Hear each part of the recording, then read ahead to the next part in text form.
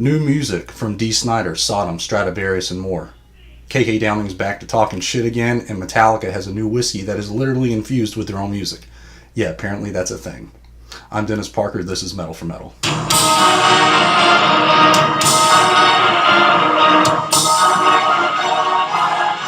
Hello everyone, and welcome to episode 44 of Metal4Metal. Now, as you can see, this usually isn't where we record the show at, but as you probably heard, Hurricane Florence came through and there was a big panic. Nothing really happened where we live, but I've been out of work for the last 6 days, and this following week, I've been told that I'm basically going to be living at work to catch up. So hopefully in the coming weeks, things will get back to normal. PJ and I can continue doing the show together like we normally do, but this week is not going to be it. So basically what I'm going to do with this show is just go over some new music that I've found that's been coming out, and there's a couple topics at the end of it, and then I'm going to give a CD recommendation. So let's go ahead and just jump into it. Okay, so first we have a video premiere for Dee Snider's new song, American Made. The new video from Twisted Sister singer Dee Snider can be seen on Blabbermouth. The song is taken from Dee's latest solo album, For the Love of Metal, which was released July 27th via Napalm Records. Now, I gotta say, normally I don't really give a shit about Twisted Sister or Dee Snider, but when I looked at all the contributions that have contributed to the record, check out who's here. We got Howard Jones from the ex-Killswitch Engage singer. We got Mark Morton from Lamb of God, Alyssa White from Arch Enemy, Joel Grand and Nick Belmore from Toxic Holocaust, and Charlie Belmore from Kingdom of Sorrow. So that's some pretty impressive people that he got to help him with it. And I listened to it, and it's I think the lyrics are a little cheesy, but it's just good, raw, old school heavy metal. I was actually very surprised by exactly how good it was. So yeah, you might want to check that out. Next we have Finnish metalers Stradivarius are back with a new album with some fresh and some very rare material, due on September 18th via Ear Music. Enigma Intermission 2 features 3 brand new songs, as well as, for the first time in the band's history, 4 beautifully arranged orchestral versions of popular Stradivarius songs. So this is pretty cool. It sounds pretty good. I've never been the hugest Stradivarius fan. Usually whenever I put on like a Nightwish or Blind Guardian radio station on Spotify, usually they throw in some Stradivarius too, and it's very chilled music, very symphonic, and they're not bad.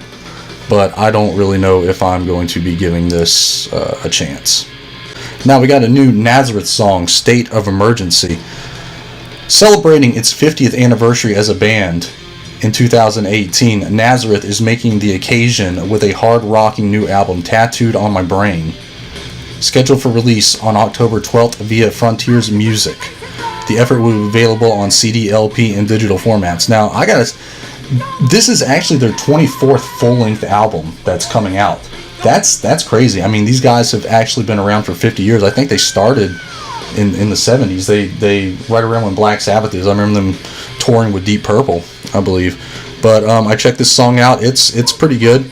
It's pretty classic Nazareth. I dig it. You should check it out. Okay, so next we have something I'm a little bit more excited about. Here is Swedish progressive metal veterans Opeth will release Guardians of the Titans live at Red Rocks Amphitheater on November 2nd via Nuclear Blast Entertainment. The historic event was captured on DVD, Blu-ray, vinyl formats during the band's May 11, 2017 performance at the Red Rocks Amphitheater in Denver, Colorado. Both the DVD and Blu-ray formats contain CDs containing the audio as well, so that's pretty cool. They give you both of them in there. But I'm looking at the track listing right here, and we got Sorceress, Ghost of Perdition, Demon of the Fall, which is one of my favorite songs. So I'm definitely going to be checking this out. It's been a long time since we finally had a live Opeth DVD. It's been several years, if not a decade, I think. So definitely looking forward to that. Okay, next up, Sodom is to release a new Partisan EP in November. German thrash metal veterans Sodom will release a new EP, Partisan, on November 23rd via SPV Steamhammer. The effort will be made available as a CD digipack, 10-inch clear vinyl, download, and stream. Now, there's no way we can listen to these songs yet, I guess, until maybe it gets a little bit closer to it coming out. But it's definitely one of the coolest artworks for an EP I've seen in a long time. Just check that out. That's really cool. So definitely looking forward to some more Sodom. I think, other than Creator. They're one of the best thrash metal bands that come out of Germany. Okay, so we got some more shit talking now from KK Downing on Ian Hill's explanation for why he wasn't invited to rejoin Judas Priest.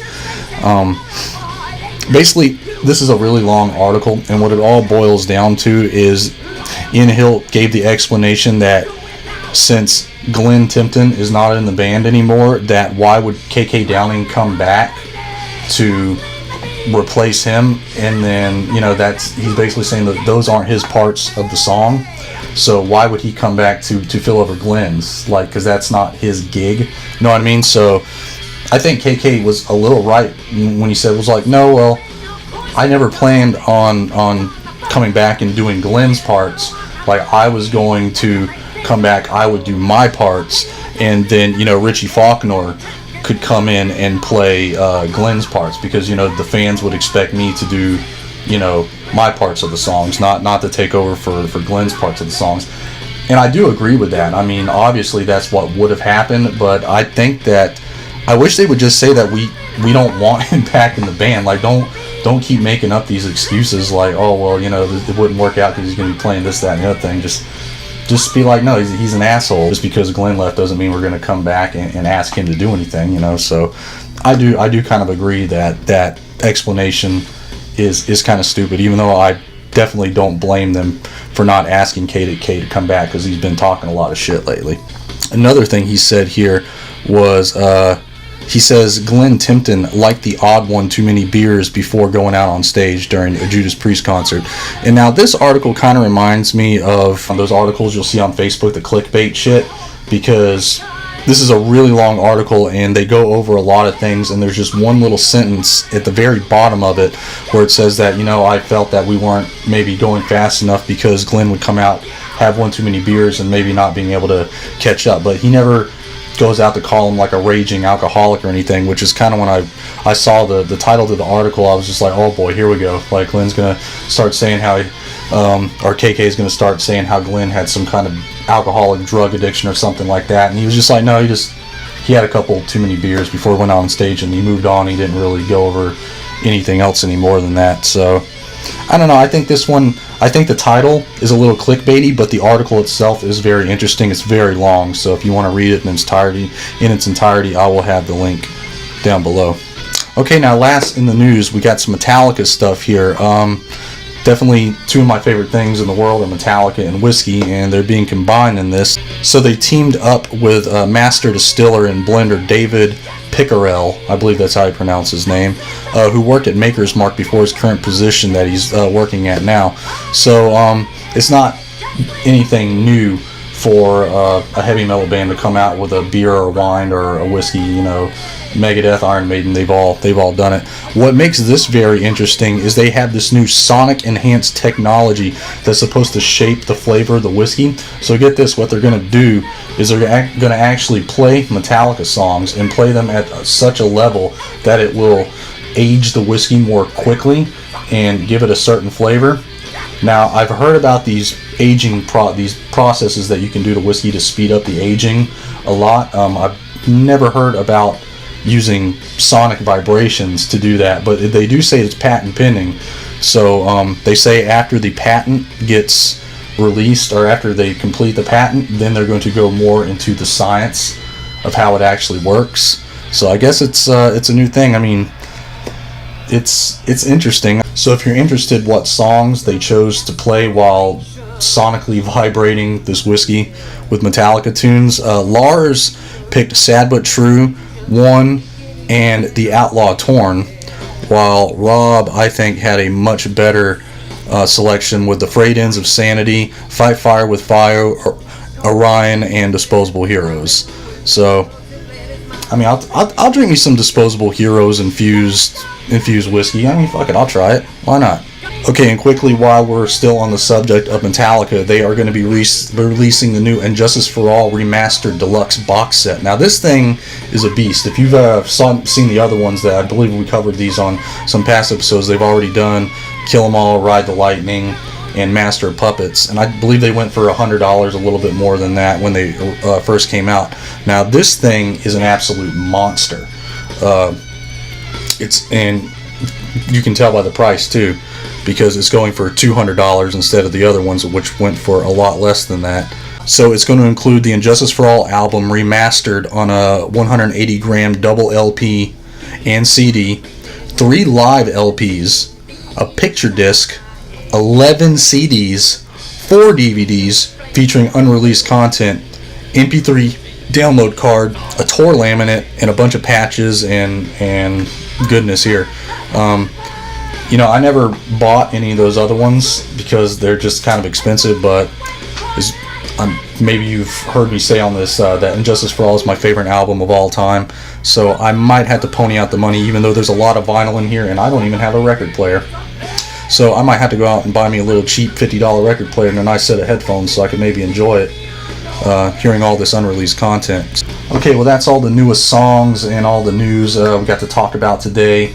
I'm going to leave you with one thing here. This is a CD recommendation. It is Storm Thrash, Systematic Annihilation by Storm Thrash. This came in the Metalhead box that I got a couple weeks ago, and it is really awesome. This is just straight up thrash. I believe these guys are from Venezuela, I think, and this came out in 2017, but it's just really raw thrash. It's just great. It hasn't left my truck since I got it. So there you have it. That's all the new music and news that we have for this week. I hope you enjoyed this very different episode of Metal for Metal. As I said in the very beginning, hopefully our schedules clear up and Steve and I are able to get back together doing this the way that we've always done it. So, but until then, hope you enjoyed this and have a good day.